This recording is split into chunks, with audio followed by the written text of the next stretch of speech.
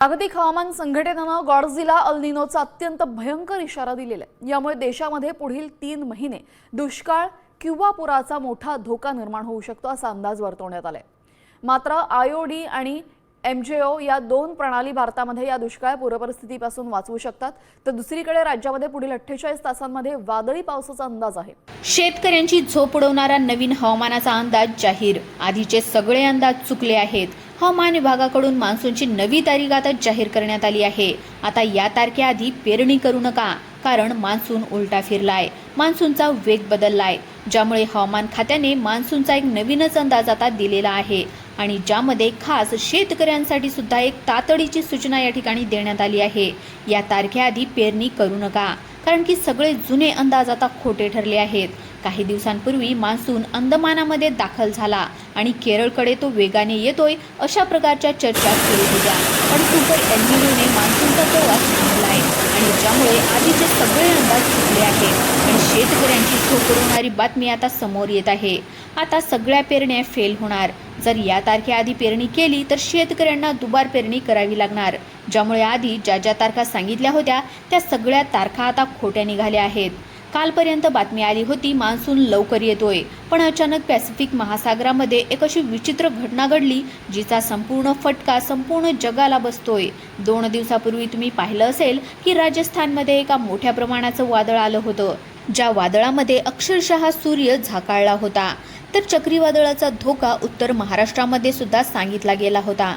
वातावरणामध्ये अचानक वातावरण फिरलं, वारं फिरलं आणि ज्यामुळे सगळं वातावरणच बदललंय आणि ज्यामुळे पेरणीची नवीन तारीख आता जाहीर करण्यात आली आहे।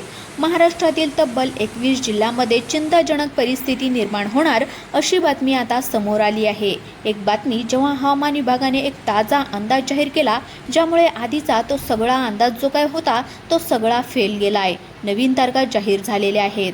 नवीन तारखेनुसार जूनमध्ये कोणत्या तारखेला पाऊस पडणार, पेरणी नेमकी केव्हा करायची, पेरणीची तारीख काय आहे, त्यानंतर जुलै, ऑगस्ट आणि सप्टेंबर या महिन्यामध्ये कशा पद्धतीने पाऊस राहणार, या 4 महिन्यांचं नवीन वेळापत्रक आलेलं आहे। याच सोबत कोणत्या जिल्ह्यांमध्ये दुष्काळ पडणार, तर कुठे सर्वाधिक पाऊस तर कुठे सगळ्यात कमी पाऊस, अशा जिल्ह्यांची यादी देखील आता जाहीर करण्यात आली आहे। पहा, आधीच्या तारखा, आधीचे सगळे अंदाज आता चुकले आहेत। आता नवीन अंदाज आले आहेत। मान्सूनची नवीन तारीख आता जाहीर झाली आहे। तसेच टक्केवारी देखील आता सगळी बदलली आहे। पूर्वी सांगण्यात आलं होतं महाराष्ट्रामध्ये फक्त 88% पाऊस पडेल, तर काहींनी म्हटलं होतं 90% पाऊस पडेल, पण आता टक्केवारी पूर्णतः बदलली आहे, कारण की मान्सून आता थांबलाय। निसर्गाने अचानक आपलं रूप बदललंय, त्यामुळे सरकारने एक ताबडतोब बैठक घेतली आहे। त्या बैठकीमध्ये मुख्यमंत्री आणि अनेक हवामान क्षेत्रातले तज्ज्ञ सुद्धा उपस्थित होते आणि त्यांच्याच माध्यमातून ही माहिती आता देण्यात आली आहे। त्यामुळे या माहितीला हलक्यामध्ये घेऊ नका। तुम्ही जर शेतकरी असाल, कधी पेरणी करायची, कोणत्या तारखेला पेरणीची योग्य वेळ आहे हे समजून घ्यायचं असेल तर ही माहिती लक्षपूर्वक पहा, कारण की सुपर एल निनो आता पूर्णपणे ॲक्टिव्ह झालाय। 15 वर्षापूर्वी अशीच एकदा परिस्थिती निर्माण झाली होती, जेव्हा लातूरला रेल्वेने पाणी नेलं होतं। ही बातमी तुम्हाला सुद्धा आठवत असेल। त्यावेळेस सुपर एल निनो ॲक्टिव्ह झालेला होता आणि तो पुन्हा एकदा दुपटीने ॲक्टिव्ह झालाय, ज्यामुळे सगळ्या महाराष्ट्रामध्ये हाहाकार उडणार आणि शेतकऱ्यांची झोप उडणार आहे, ज्यामुळे मान्सूनची तारीख आता पूर्णतः बदलली आहे। आता ज्या शेतकऱ्यांना पेरण्या करायच्या आहेत, बियाणं खरेदी करायचे आहेत, खतं खरेदी करायची आहेत, शेतीची तयारी करायची आहे, तर त्यांनी कधी करायला पाहिजे मान्सूनची तारीख, त्यासाठी तुम्ही व्यवस्थितपणे समजून घ्या। नेमका खरा पाऊस कधीपासून सुरू होतोय, कशा पद्धतीने पाऊस पडणार आहे, सगळी काही सविस्तर माहिती तुम्हाला देणार आहे। पहा, हे वर्ष अतिशय धोकादायक आहे, त्यामुळे तुम्हाला जरी माहिती असेल की बऱ्याचशा शेतकऱ्यांना नॉलेज आहे, पण आत्ताची गोष्ट फार वेगळी आहे। पाठीमागच्या गोष्टी वेगळ्या होत्या, यावर्षी सगळं काही बदललंय। त्यामुळे कोणत्या भागामध्ये किती पाऊस पडणार, नवीन मान्सूनची तारीख काय आली आहे, कोणत्या जिल्ह्यामध्ये कशा पद्धतीने पाऊस पडतोय, अंदमानामध्ये पाऊस कधीपर्यंत दाखल होतोय, केरळमध्ये कधी दाखल होतोय, कोकणामध्ये कधी होतोय, सर्वदूर पाऊस महाराष्ट्रामध्ये कोणत्या तारखेला पडणार, सगळ्या तारखा, सगळी टक्केवारी तुम्हाला नवीन पद्धतीने सांगत आहे। पहा, सविस्तर माहिती आपण जाणून घेतोय। जून, जुलै, ऑगस्ट आणि सप्टेंबर या 4 महिन्यांचा पावसाळा असतो, तर तो कशा पद्धतीने असणार, कोणत्या तारखेला पाऊस चालू होणार, सगळी काही सविस्तर माहिती आपण जाणून घेतोय. पहा, निसर्गाचा रंग बदललाय. आता तो पूर्णतः विचित्र पद्धतीने पसार करतोय. कारण की पहिला जो काय अंदाज दिला होता, ज्याच्यामध्ये सांगितलं होतं की 1 ते 2 जूनच्या आसपासमध्ये महाराष्ट्रामध्ये पाऊस दाखल होईल, केरळमध्ये दाखल होईल, पण अक्षरशः त्या तारखा आता सगळ्या खोट्या ठरल्यात. कारण की केरळमध्येच अजूनसुद्धा मान्सून दाखल झाला नाही, तर महाराष्ट्राचा तर विषयच नाही आहे. त्यामुळे महाराष्ट्रातल्या शेतकऱ्यांची झोप उडवणारी बातमी आता समोर येत आहे. मग काय आहे, उशीर का होतोय, कोणत्या जिल्ह्यामध्ये दुष्काळ पडतोय, कुठे सगळ्यात कमी पाऊस पडणार, पेरणीची तारीख कशी असेल, शेतकऱ्यांच्या खताच्या औषधाचं बियाण्याचं नियोजन कसं करायचं आहे, सर्व काही माहिती या ठिकाणी आपण समजून घेणार आहोत. पहा, हवामान विभागाने काय सूचना दिली आहे, अतिशय महत्त्वाची अपडेट आपण जाणून घेत आहोत. सरकारच्या माध्यमातून 21 जिल्ह्यांची यादी देण्यात आली आहे. 21 जिल्हे जे संपूर्ण रेड झोनमध्ये आहेत, म्हणजे असे जिल्हे आहेत की ज्या ठिकाणी अतिशय तुरळक किंवा शून्य पाऊस पडू शकतो, ज्या ठिकाणी सरकारने आता चारा, छावण्या आणि पाणी पुरवठ्याचं नियोजन करायला सांगितलंय. विचार करा, जर आभाळातूनच पाऊस पडला नाही तर धरणं कशी काय भरणार, आणि धरणच भरली नाही तर चारा कुठून येणार आणि त्या जनावरांना पाणी कुठून पाजणार. त्यामुळे पुण्याच्या वेधशाळेने एक नकाशा दिलाय. त्या नकाशामध्ये यंदाचा पावसाळा किती धोकादायक पद्धतीने असणार याची माहिती त्या ठिकाणी दिली आहे.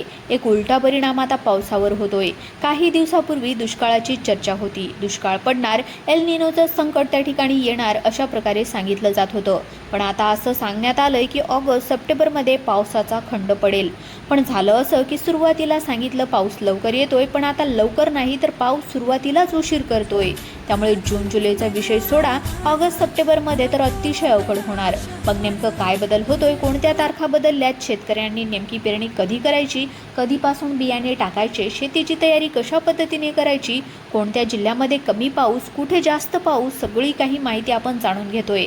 पहा, सरकारच्या माध्यमातून, वेधशाळेच्या माध्यमातून एक मॉडेल तपासलं गेलंय. या मॉडेलमध्ये समोर आलंय प्रशांत महासागरामधला एक बदल. तो बदल म्हणजे सुपर एल निनोचा आहे, ज्यामुळे ऑस्ट्रेलियामध्ये भीषण वणवे पेटू लागलेत. दक्षिण अमेरिकेमध्ये पूर आलाय. भारताच्या, महाराष्ट्राच्या नशिबामध्ये यंदा कोरडं आभाळ आणि उष्णतेच्या झळाच आहेत. कारण की जून महिन्यामध्ये उष्णतेचा मोठा धोका सुद्धा सांगण्यात आलाय. पहा, सुपर एल निनो दर 15 वर्षांनी येत असतो, तर तो मागे आलेला होता, तर आता 2026ला सुद्धा आलाय, आणि ज्यामुळे सगळं वातावरण बदलतंय.